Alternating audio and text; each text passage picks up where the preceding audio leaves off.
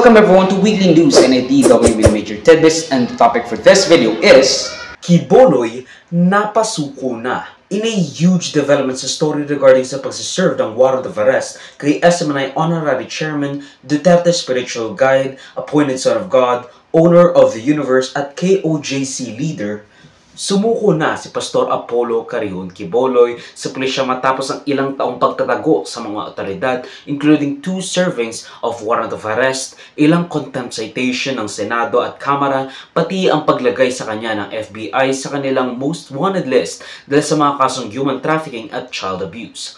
This all comes to a head ng ilang linggong paghalughugin ng PNP sa compound ng Kingdom of Jesus Christ Leader sa kanyang 30 hektaryang property. Sayang yung 10 milyong pabuya na nilagay ni DILG Secretary Benher Abalos dahil bigla na lang siyang sumuko. I mean, kung siya'y tunay na anak ng Diyos, dapat hinayaan niya yung isang tao sa kanyang mga closest allies para ilaglag siya. Katulad ng nangyari kay Judas at Jesus. Tapos, because of regret, kapamatay yung tao na yun or something. I forgot what happened, or because there's 2 contradicting stories on what happened to Judas when napagtanto niya na, I fucking sold out the God or the Son of God. Like, why did I do that? Tapos yun, he killed himself and something like that. Pero sayang yung 10 milyong piso na yun. But before we talk about Quiboloy's surrender, we should note na isa si former President Rodrigo Duterte sa mga nag-file ng kaso sa PNP patungkol raw sa excessive use of force na ginagamit ang gobyerno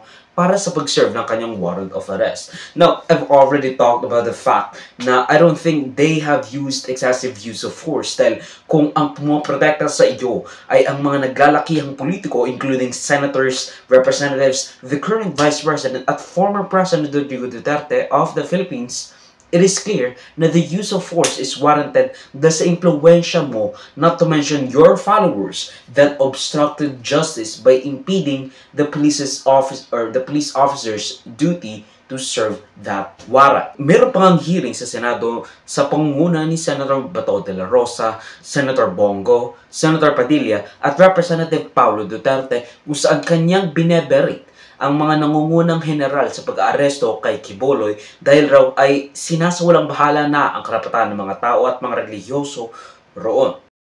Mas lalo nakakahiya tayo. Yes, sir. Anyway, sir, as what RD Pro 11 have stated, sir, we do not justify yung kanyang action ba, sir? But it is individually, sir. Bagong gising kasi ito, sir. Nung time na yun, sir. Medyo Bagong? Gising siya nung time na yun. Nung nasipa. Bagong gising daw po, Nasipa, sir. Justify bagong gising for that kind of action. Justify. Special action force tayo. SAP tayo. Yes, sir. Pag-justify na bagong gising. Porque bagong gising, gaganunin yung babae. Yeah. Your Honor. Nakakaya tayo. We are the elite. Di ba? Special action force. Pag sinabing kayong elite fighting unit ng Philippine National Police, you should be the elite also in terms of character. Kayo dapat ang pinaka-gentleman dyan. Kayo ang pinaka-disiplinado.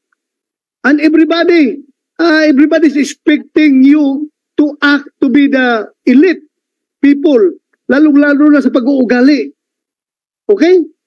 Thank you. To which I kind of agree. At nakikita ko ang point of view na this is most likely a harassment of the religious in the context of being caught in the crossfire of the police officers and military personnel doing their job. And you might say, break a few eggs to make an omelet and all of that stuff. I mean, does that sound familiar? Okay, that's a reference to Trump saying that to VP Harris. Nagpalitan ng mga akusasyon ng pangharas at hindi makatuwirang paraan ng pagsusuppress with the KOJC camp saying na nangbato sila ng tear gas ng harang ng mga supporters, ang kanilang paggamit ng mga lighter at paggamit ng mga labor sa mga minor de edad sa paghuhukay, which they said was outside of their jurisdiction and duty because again, their purpose is to serve that warrant of arrest. And they kind of became too eager to actually find Quiboloy that they did not leave, unlike what happened last time back in June na tumigil agad sila sa paghahanap. They kind of had that drive to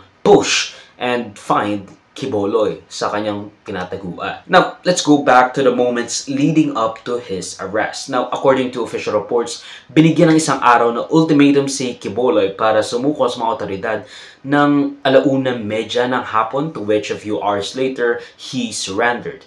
Siguro dahil sa takot na gagawin ng mga tauhang militar at pulis sa kanyang compound at the rabid supporters that, kind of still supports him and impedes on the serving of that warrant by kind of obstructing justice. Sinabi naman ni Marcos na si Quiboloy ang mismong nag-request na magkaroon ng presensya ng militar sa kanyang pagsuko sa compound because of some vague threats about him. Na-corner siya, kaya napilitang sumuko si Quiboloy, ang ating embattled pastor na kumakaharap ng patong-patong kaso sa Pilipinas pati sa Amerika. Nakamaskara si Quiboloy like me at ang kanyang mga kapwa-akusado sa isang press briefing na naganap kasama si DILG Secretary Benher Avalon. Wala na raw siyang choice kundi ang sumuko dahil siya ay napapaligiran at papalapit na ang ating mga kapulisan sa kanyang lugar. I mean, why not save face and say na sumuko ka when in all realities, what other choice do you have? Idinala gamit ang isang aeroplano sina Quiboloy and friends papuntang Camp Crame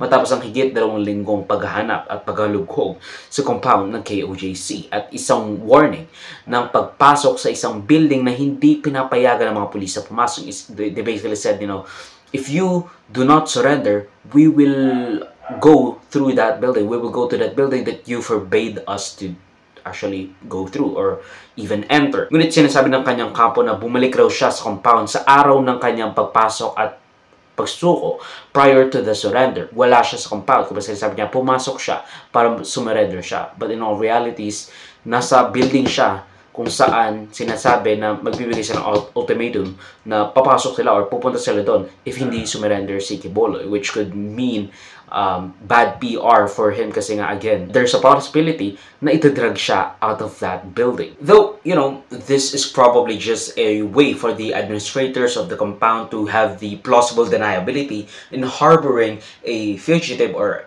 not really a fugitive, but a person wanted by law. He said na he surrendered to stop the suffering of his devoted followers from the harassments that are impending because of the whole shebang about him being served the warrant of arrest. Now, siya'y nagpalipat sa kustodiya ng militar imbes na sa kapulisan dahil raw sa banta sa kanyang buhay dahil sa kanyang paglaban sa mga terrorist organizations sa bansa tulad ng mga religious extremists at mga komunista. Basically what I think Robin Padilla has said nung inopost niya si Senator Rizal Tiveros sa kanyang pagsasite in contempt kay Quiboloy. Now, of course, the military and the Department of National Defense actually refused that request, considering na stricto daw sila sa pag-implementa ng security measures, and I don't think that Quiboloy would be keen to have his freedom further restricted. Kasi again, it could also be a trap na